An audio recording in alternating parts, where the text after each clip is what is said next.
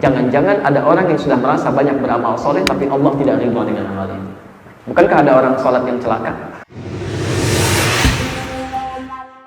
Kalau Anda ingin bermohon kepada Allah, lantas Anda gunakan kalimat Allahumma, artinya jangan sekedar berdoa, tapi Anda benar-benar berharap dengan doa itu, minta. Beda antara orang minta serius dengan minta yang biasa, akan lain caranya. Pasti dia akan hayati, dia akan rasakan. Makanya ketika dia ucapkan Allahumma inni as'aluka, ya Allah, mohon ya Allah, mohon. Apa yang dia minta? Ilman nafi'ah, ilmu yang bermanfaat. Lalu Anda rasakan, jangan-jangan selama ini punya ilmu tapi nggak pernah manfaat. Anda belajar nggak pernah manfaat. Berapa kali Anda ikut ta'lim? Berapa yang bermanfaat?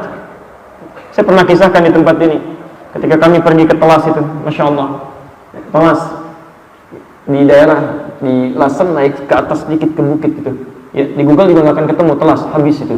Ya, kalau antum naik ke sana, kita dengar ada seorang penggembala kambing, ya, perawat kambing itu, Masya Allah. Ya, saya kunjungi ke sana, orangnya soleh. Pendapatan dia paling cuma 100.000 per bulan dia. Tapi Masya Allah kami datang, itu disambut dengan luar biasa, dimasakin ikan macam-macam. Dan saya pengen lihat kambingnya, bilang. Begitu kami datang ke belakang, melihat kambingnya, Masya Allah kambingnya bersih-bersih, bagus, dan ditutup mulutnya dengan potongan botol aqua yang agak besaran dikit dari ini, setengah liter itu kan ya, ditutup di mulutnya. Saat ditutup itulah kemudian saya agak heran, saya tanyakan, nanti jawabannya membuat saya terpaku beberapa detik diam, lalu menangis. Saya tanyakan, kenapa mulutnya ditutup? Apa sakit kambingnya? Perhatikan jawab beliau ini. Orang desa, tinggal di bukit, dekat gunung, jarang taklim seperti antum. Cuma mendengar satu kalimat dia praktekkan dalam hidupnya. Apa jawabnya? Ini bukan kena penyakit, tapi baru kami bawa dari tempat kami beli, kami tutup mulutnya supaya di jalan tidak makan yang bukan haknya. Anda bisa bayangkan, tukang kambing, tinggal di bukit, pendapatan cuma 100.000, datang tamu begitu dimuliakannya, jarang taklim seperti antum. Jangankan lisannya, mulut kambingnya dijaga. Antum Masya Allah pendapatan berkali-kali lipat, Masya Allah, tinggal di tempat yang nyaman, kerjanya nyaman, tiap taklim antum bisa hadir gitu kan, Masya Allah. Berapa kali antum dengan ilmu yang telah didapatkan bisa mengamalkan ilmunya. Jangankan mulut kambing orang lain, mulut sendiri tidak bisa dijaga dengan baik. Ini poinnya. Maka setiap Allah ajarkan pengetahuan kepada kita, bagaimana caranya itu bisa bermanfaat bagi diri kita dan lingkungan sekitaran kita. Jadi mohon, minta dengan baik, minta dengan serius. Tapi demikian pula dengan, maaf, ya, rizqan thayyibah, habis lagi, nggak ada manfaatnya. Ya, orang bisa kenakan pakaian, dipakai ibadah. Antum beli lagi, nggak pernah dipakai, bahkan koleksi aja gitu kan. Lihat, begitu baru beli, pajang, foto, ceklik, pakaian dari Paris. Orang Paris saja nggak begitu. Silakan cek gitu kan. Jadi nggak ada manfaatnya. Sekarang kembalikan, terakhir muamalah mutaqabbalah. Ini adab yang paling penting. Mohon ya Allah, terima amal. Dari mana ngeceknya? Dari mana tahu kalau amalan antum diterima? Jangankan yang baru dilakukan, yang dulu pun belum diterima. Quran surah ke-46 ayat 15. Posisi paling kiri sebelah atas di mushaf standar. Ya. Bahkan bila pun orang yang sudah berusia 4 tahun,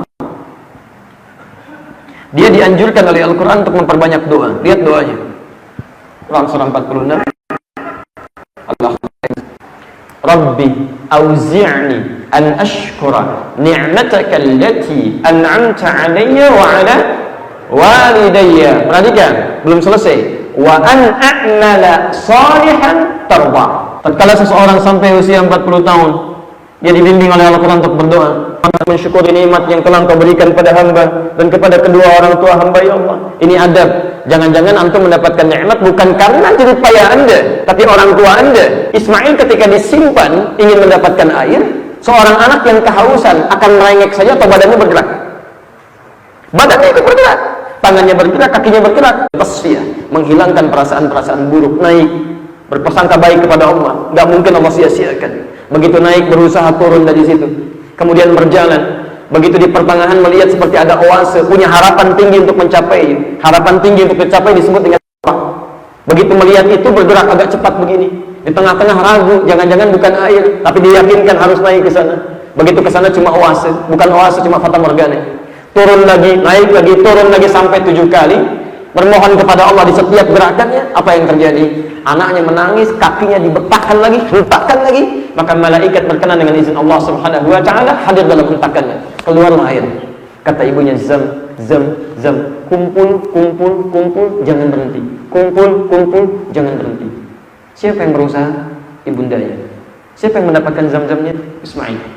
Karena itu ritualnya disebut dengan sa'i. Apa artinya sa'i? Sudah tidak usah mengarang ya. Pelajaran mengarang cuma ada dalam bahasa Indonesia. Di syariat tidak ya. Baik. Apa artinya sa'i? Baik. Apa antum pernah sa'i? Baik. Siapa yang pernah umrah? Haji? Masya Allah. Di situ ada sa'i. Sa'i itu bukan lari-lari kecil ya, tapi usaha yang serius, yang sungguh-sungguh. Ingin menunjukkan bahwa dulu ada orang yang pernah ingin mencapai harapan yang diinginkan, dia bekerja dengan sungguh-sungguh, berusaha. Maka ayat ini ingin menyampaikan pesan bahwa barangkali kesuksesan Anda yang telah dirasakan hari ini mungkin bukan kerja keras Anda. Yang sungguh-sungguh itu orang tua Anda, ayah Anda yang mencangkul di sawah, ibunda Anda yang menangis pertengahan malam, yang mengatakan, ya Allah, jangan sampai anak saya, ya Allah, keturunan saya makan singkong lagi seperti ini, tidur di tempat yang begini, anugerahkan kenikmatan hidup, ya Allah. Nangis perlu kalimatnya macam-macamnya. Itu yang menjadikan Anda sukses sekarang. Anda mungkin cuma 30%, orang tua 70%. Kalimatnya, darahnya, pengorbanannya, segalanya. Makanya adabnya paling minimal ketika Anda sampai usia seperti ini, bahkan sebelumnya, setiap Anda berdoa, hadirkan orang tua. Tapi yang paling menarik setelah itu ini, wa an a'mala salihah, dan mohon bimbing hamba ya Allah untuk mengerjakan amal saleh. Kenapa ada kalimat amal saleh? Karena jangan-jangan selama 40 tahun ke belakang ini amalnya amal salah semua. Orang ke masjid, antum tamasya. Orang taklim, antum kerjakan yang lain. Orang sibuk dengan Al-Quran, antum sibuk dengan Al-Quran. Orang kerjakan ini, antum kerjakan itu. Sibuk habis. Sehingga dengan nikmat Allah Subhanahu wa taala ada hidayah Allah datang, diberikan sentuhan, ayo cepat kembali. Begitu Anda merasakan kenikmatan dan bermohon kepada Allah, ya Allah, bimbing hamba supaya sisa hidup ini menjadikan hamba bisa beramal saleh. Yang paling menarik ini, tarawahu, yang engkau ridai. Bahasa singkatnya mutaqabbala, yang engkau terima.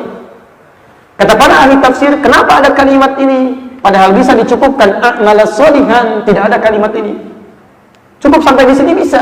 Tapi kenapa Allah kemudian menyampaikan kalimat ini, tarawahu, yang engkau ridai ya Allah? Kata para ulama tafsir, untuk memberikan kesan bahwa jangan-jangan ada orang yang sudah merasa banyak beramal soleh tapi Allah tidak ridha dengan amal ini. Bukankah ada orang salat yang celaka?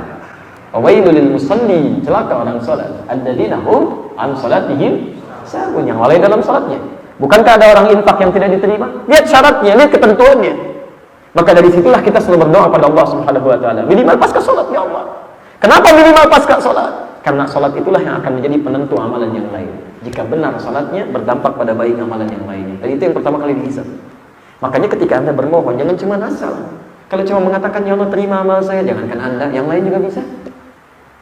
Jangankan orang Islam, non-Muslim bisa mengatakan itu. Hadirin sekalian, semoga Allah menerima amalan kita semua. Masya Allah, bisa diucapkan. Tapi kita, Allah, paham sih? Karena itu, orang yang bersungguh-sungguh dalam berdoa, maka sifat dia berdoa itu akan berbeda.